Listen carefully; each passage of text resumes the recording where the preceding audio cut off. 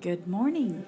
This is Morning Thoughts with Teresa Beam because I love to watch the sunrise and think. I'm going to get into big trouble with this podcast, but it's the way I have experienced life.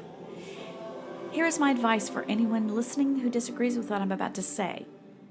Okay, if this podcast doesn't apply to you, then it doesn't apply to you. And everyone is totally fine with that. And men, I would love you to tell everyone about my Morning Thoughts podcast. But please do not advise anyone you know to listen to this specific podcast. Let them come by it naturally. I know you'll get into trouble. Okay.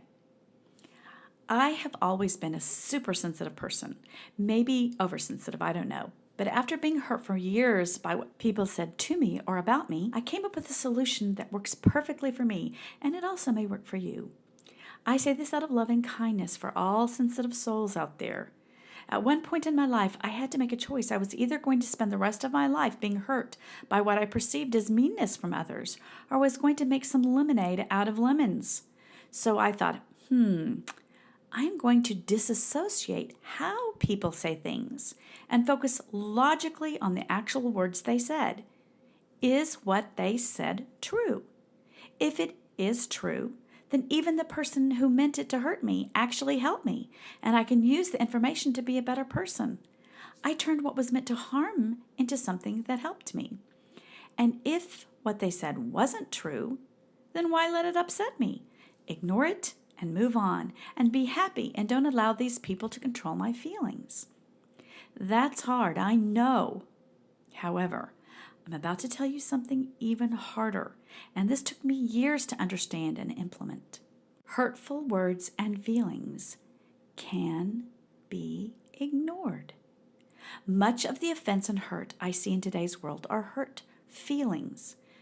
Now, feelings can be excruciatingly painful, but for the most part, they are simply feelings.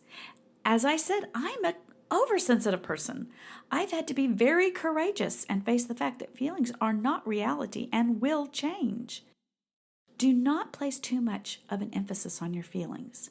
Feel them and be over with it. Walk on and don't let feelings control you or use them to override your logic. And I say this because this has been a very hard struggle for me to overcome myself. But I promise that if you treat your feelings with more deference and respect than your logic, you will be a miserable person who will be enslaved by pain and suffering. It is okay to feel your feelings. Have a good cry or a good scream in the shower or into a towel in your closet. That's what I used to do. Run into the closet, shut the door, and just scream into a towel. But be sure to warn your family so they don't freak out. And then be done with it. You will find that once your feelings are not the boss of you, and you learn to master them like a virtuoso, then your feelings will be like a violin in a wonderful symphony.